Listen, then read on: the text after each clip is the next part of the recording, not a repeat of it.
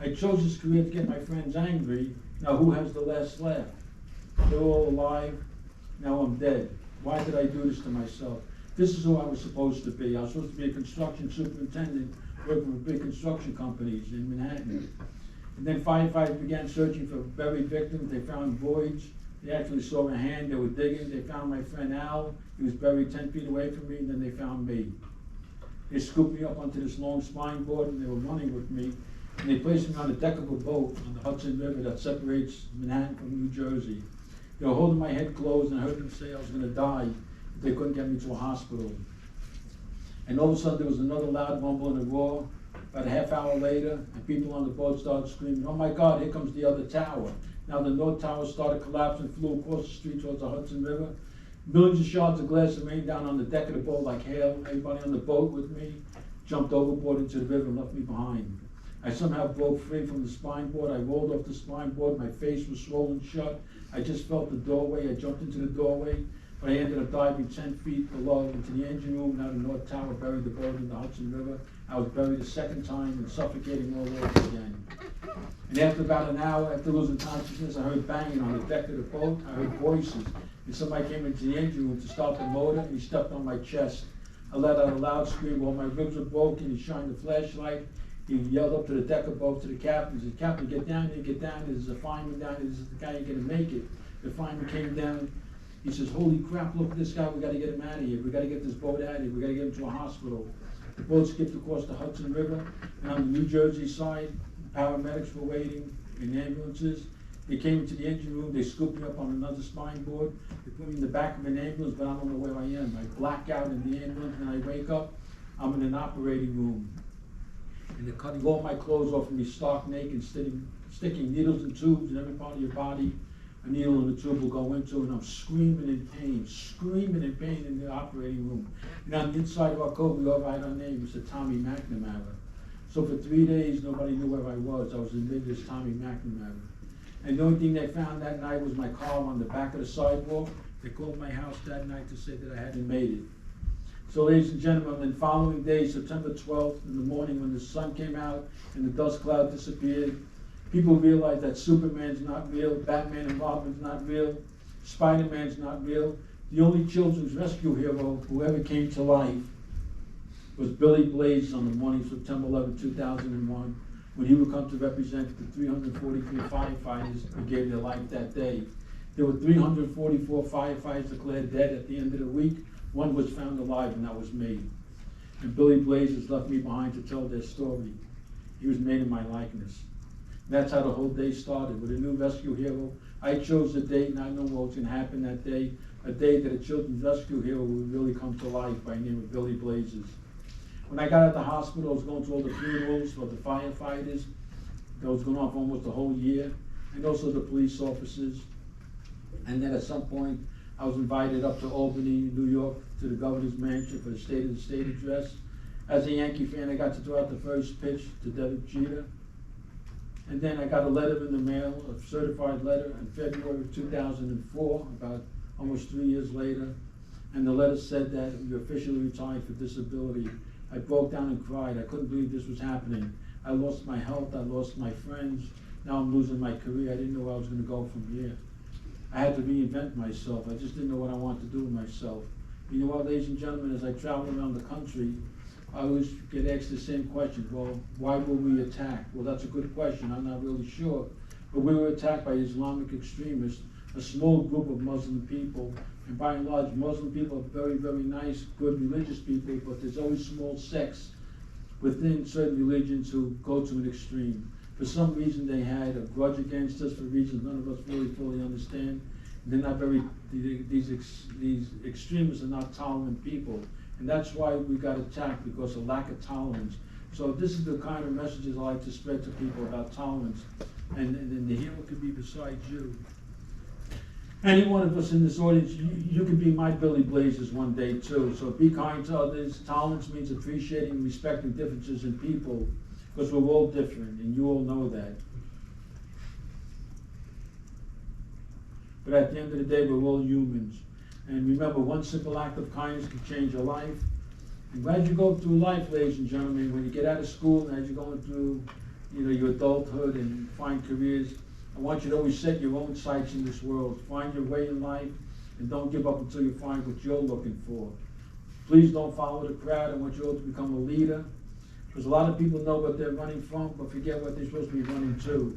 Just always be yourself in this world. An original is always worth more than a copy. You know how many times I wasted, how many times every single one of you in this room wasted thinking that you should be somebody else because you weren't happy with yourself for whatever reason? All the time that you spent and you wasted thinking and wanting to be somebody else, do you know what you never knew? They wanted to be you, and you never knew that. So be yourself, because an original is always worth more than a copy.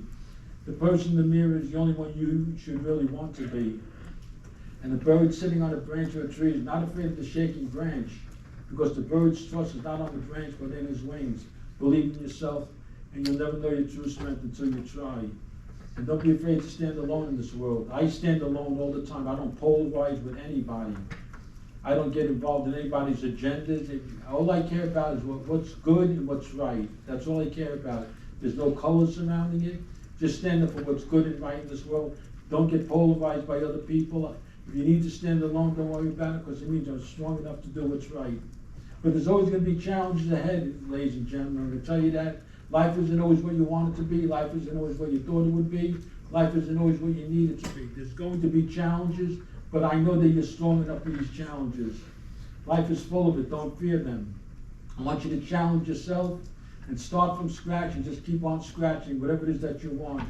There's no road that you cannot walk if you believe in yourself. There'll be bumps. There'll be bumpy roads. There'll be roads interrupted. There'll be roads closed. There'll be hurdles to jump. Don't let the hurdles stop you. Jump the hurdles and overcome all the obstacles. Old detours will show us another way. And when you get confused as which way do I go, and that happens at times, we've all been down that road, just don't go in the wrong direction. Because there's a line in the sand that you know that you shouldn't be crossing. I came from a rough, tough Italian neighborhood in Brooklyn, New York. People say I came from a spaghetto. But you know what? There's a line in the sand. Don't think I never stepped over that line. I did it many times. But you know what? When you step over that line, you got to know what you're getting yourself into. My kids used to tell me, you don't have to tell me what to do. I know what to do. I'm smart enough. And I said, you know what? You're right. I'm your father, but I don't own you. But I'm going to tell you right now, you own the consequences of all your own actions. Good, bad, right, or wrong. You own the consequences, so use your head as wisely as you can. I want you to face your challenges and your challengers, because there are no shortcuts to success in this world. Whatever course you're on, stay on that course. But there may be times when you feel like you're sinking. That's a time I want you to be brave. Fight your fears and anxieties. Find the strength you thought you never had. If you fall and fail, get back up. Because remember, the man of the hour, he spent many days and nights getting there. Challenge your brain. You'll go as far as your mind can take you. A wise man makes the most of what he has. A fool does nothing with what he has. You're your own doctor when it comes to a cold feet, a hot head, and also a stuffy attitude. You know what, ladies and gentlemen, when Barack Obama was a baby, just like you were babies one day, do you think for 2 seconds he ever thought he would be president of the United States? Just like you. So if Barack Obama is a baby, if he never knew he was going to be a president, and every other rich and famous person, that's how it all starts. We all have an equal opportunity to succeed like he did. He couldn't imagine that one day when his diapers were off, he'd be the president of the United States of America. But you know what? You can become as successful as he was or any other wealthy or famous person. It's how far do you want to go in life and how much do you believe in yourself. Of course, there's always all these expectations, but when you keep expectations too high, I'm going to let you know right now, your disappointments in life will be plenty. You've got to learn to separate in this world fantasy from reality. If you want, life is full of illusions. If you want a life of fantasy, go to Orlando, Florida, and go hang out with Mickey and Minnie. And the cost of greed. This is something I feel very strongly about. Every single day there's another story in the newspaper about politicians, CEOs of companies, trying to get what doesn't belong to them. Stealing, absconding. Well, I'll tell you right now, that's the biggest mistake you'll ever make. Don't ever try to take what doesn't belong to you, you haven't earned or deserved. If you do, you're going down the wrong road. Politicians are being locked up and indicted every single day over this issue. It's called the cost of greed. Don't do it. It ain't worth it. Everybody who's gotten caught for misgivings and stealing and robbing, In the end, you know what they lost? Way more than anything they ever stood to gain in the beginning. It ain't worth it. Get it out of your mind. And don't think that life can sometimes not be a struggle, because it is. At times it seems our problems are too much to bear. That's when I want you to be strong. Don't handcuff yourself with doubt. Success is never letting go, and sometimes success is only an inch away from failure. Let your education be your leader, your ladder rather. If you find an excuse, what do you do when you find an excuse? Who knows what to do with it? Don't pick it up. If you find an excuse, don't pick it up. He has an excuse and he doesn't use it. I want you to learn and grow from your mistakes. Stand tall and face your mistakes. You own it, and that's just the way it goes. Because you know what? Solutions to problems usually go hand in hand. Learn to manage mistakes sensibly. There's lessons in both right and wrong. Some of the best lessons I learned in life are the things I did wrong and bad. Those are the ones you don't want to repeat. And if you don't repeat it, then became a learning lesson. And that's why pencils still come with an eraser. Because you're still going to make mistakes in life, and everybody understands that. And if you say, I blew it, what do I do? Learn and grow from your mistakes, ladies and gentlemen. That's what you got to do in life. When you were 6 years old, your mother and father put pin the tail on the donkey away forever. You don't get to pin the tail on the donkey anymore. You own the consequence of all your own actions. Your teachers, your parents, your neighbors are not your donkey. You don't get to pin anything on them. You own all that stuff. So if you're looking for trouble, don't go. I want you to stop, put your foot on the brake, stop and think about your parents. So sometimes many people get away, they make a left turn someplace and they never come back again. I grew up with a lot of guys in Brooklyn. They were either in jail or they're in the cemetery right now. They made a left turn, they had an opportunity to come back again, but they never did. They were afraid to come back. They didn't think they were worried. They thought it was too much work. It's not true, ladies and gentlemen. If anything's going on in your life and you made a left turn, I don't care if it's drugs, alcohol, whatever it is, there comes a time where you have to stop and make your way back again. Don't be afraid to come back to that road. The road is always open, so don't fail the path. When you're feeling turned upside down, boys and girls, ladies and gentlemen, there's going to be days like a diver where you feel like you're sinking to the bottom and your hopelessness. Don't surrender. Don't let yourself get to this point. You're stuck in a maze. Reach out for help. Do not suffer in silence. I'm going to share a very special story with you. When I was a sophomore in high school, I suffered very severe depression for almost 15 years. I never spoke about it. I didn't go out and get help. I didn't turn to alcohol, just working. I didn't turn to alcohol. I didn't turn to drugs. I buried myself in my studies, but I was alone in darkness, in this miserable life. I compromised a lot of years of my happiness. I didn't know what to do. I was afraid to talk about it. Ladies and gentlemen, if you're going through anything right now, I will let you know a little secret. And some of you in this room right now are going through some hardships. I see it in your faces. Just listen to me carefully, because this is the crux of why I'm here today. Whatever you're going through, whatever you're feeling, whatever you're thinking, whatever you're believing, it's not half as strange as you think it is, because somebody else is going through it with you right now as we're speaking. Somebody else has already been through it, somebody else is going to go through it in the future, okay? Don't be afraid of what's going on. If your happiness and your well-being is being compromised because you have some kind of situation, I don't care what that situation is. Whatever it is that's compromising your happiness, you got to do something about it. Don't suffer in silence like I did. I wasted a lot of years of my adolescent and young adulthood life suffering in silence and deep, dark depression. 15 years it took me to come out of it. It wasn't fun times. I learned a lot about myself, but I regret that I never reached out for help. So if you need the help, you know what? There's people out there that can help you. And trust me, there is a solution for every single problem.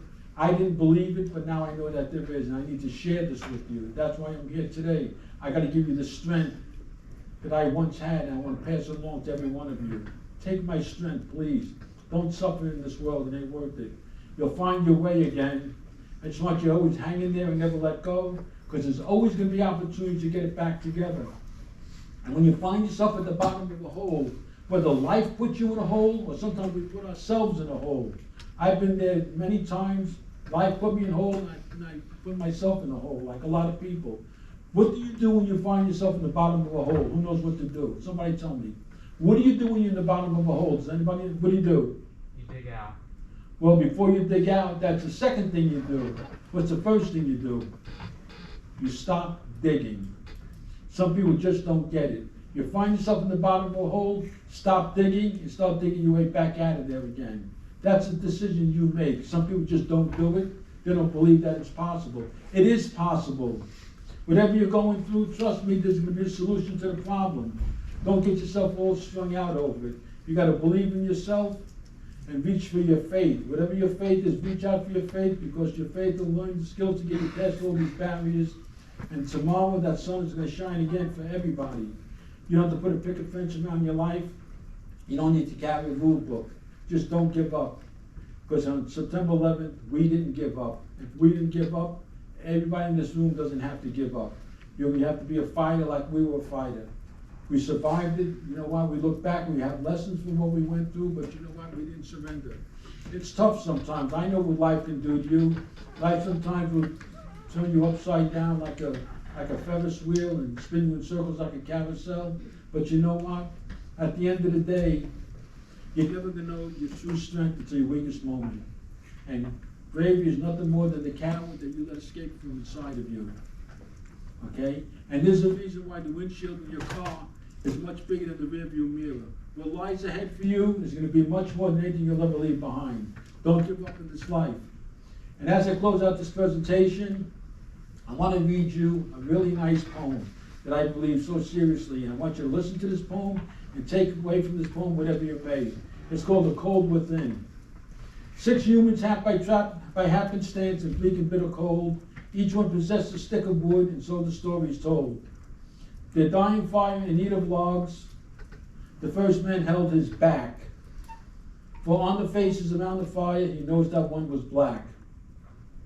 The next man looking across the way did not see anyone from his church, and couldn't bring himself to give the dying fire his stick of birch. The third one sat in tattered clothes and gave her coat a hitch. Why should her log be put to use to warm the greedy rich? The rich man just sat back and thought of the wealth he had in store, and how to keep what he had earned